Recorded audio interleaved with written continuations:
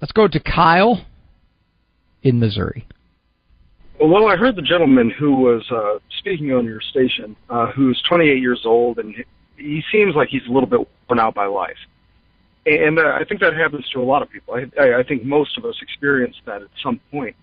And I was calling in so that I could kind of maybe help him a little bit. I'm 29 years old. My name that I write under is Dylan Harvey. I'm from St. Louis, Missouri.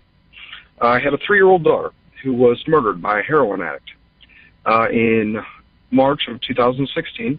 Her name was Aubrey K. Marie Harvey, and very much the love of my life. I loved that little girl from the day she was born to the day she died. But even in the wake of such a tragedy in my own life, I've learned that you are what you hope the world to be around you, you must become. And for this man who is so callous that he might think that he's a sociopath in some way, shape, or form, I hope that he can see that if he can set some of that hate aside, if he can, quote unquote, declutter his desk, of course using that metaphorically for his life, I think that he can truly impact the world and make it a better place around him. But it's all in his mindset and how he approaches that. How did you do it, Kyle? The hate in my heart initially revolved around the drug that the man was on, the man himself, other people who were involved in what it kind of took to create this perfect storm that led to her death. And I reached out on all those fronts. It's common that I will reach out and speak to a heroin addict. I deal with a lot of them. I speak to a lot of them and their families. Anybody who has suffered a heroin-related loss, therefore. And in so many senses, that's been far more impactful than had I sat back and just continued to hate. And in return, Aubrey's life, even in 3 years, has saved more lives of people that she never knew and who will really never know her for who she truly was.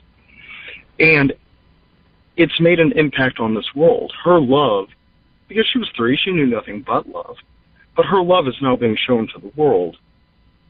And all it took was me looking at it differently.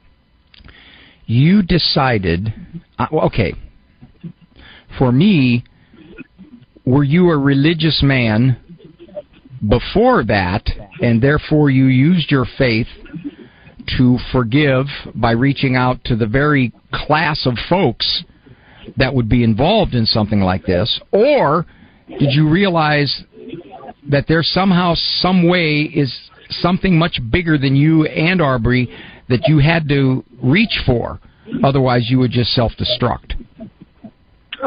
Actually, Doctor, believe it or not, I was an atheist prior to her death. And I was raised Catholic.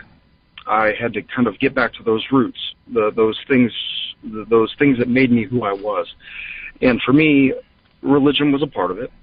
And then a lot of it was just living a good, clean life in the way that I had been taught to prior to her death. While I've never had any problems with addiction myself, I wasn't living right. I wasn't treating people right. And I had to get back to that. I really had to get back to that.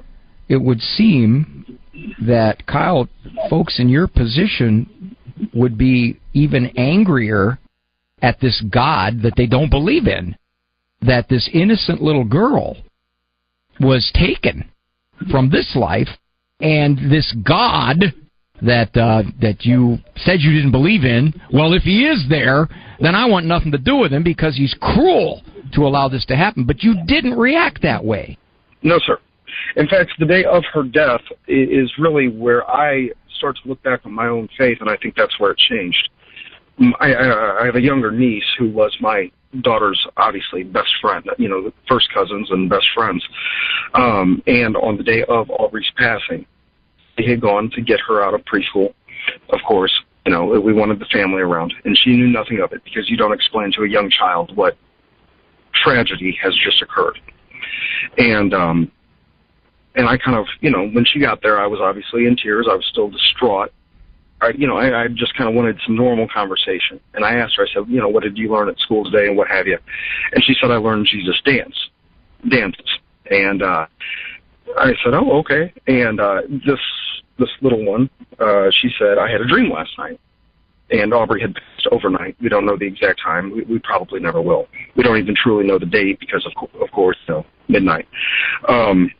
But she said she had a dream last night. And I said, what occurred in your dream?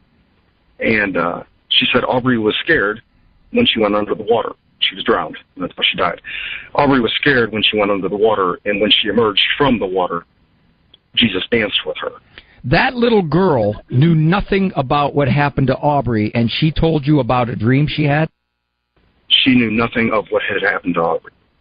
You interpreted that as God giving you a signal that I've got your little girl. It was time to change. Yes.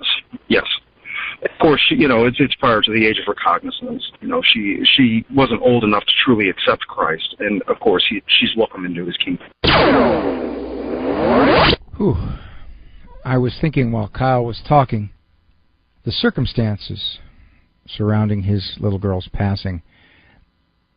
My guess would be, simply because of what he left out, that Aubrey was in the custody or the care at the time of her mother, and that Kyle and her mother were either divorced or never married.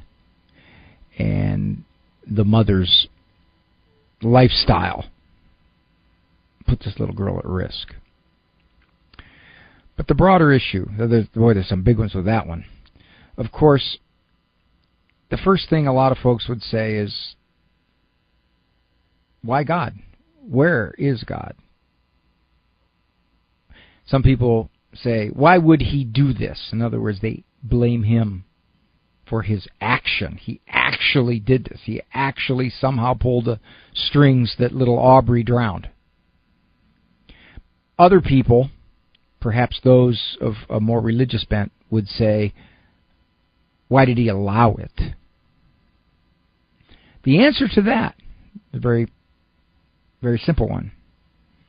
And I found this, to me, to be the best answer to understand a tragedy, what in our limited perspective seems a senseless tragedy, a life cut short, suffering, etc. And that is because we don't know everything. And that's the best answer I could give, because we don't know everything.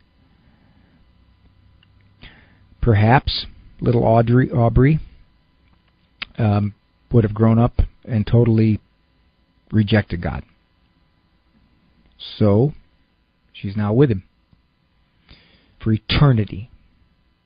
Yeah, she may have lost 40, 50, 60, 70 years of earthly existence for eternity.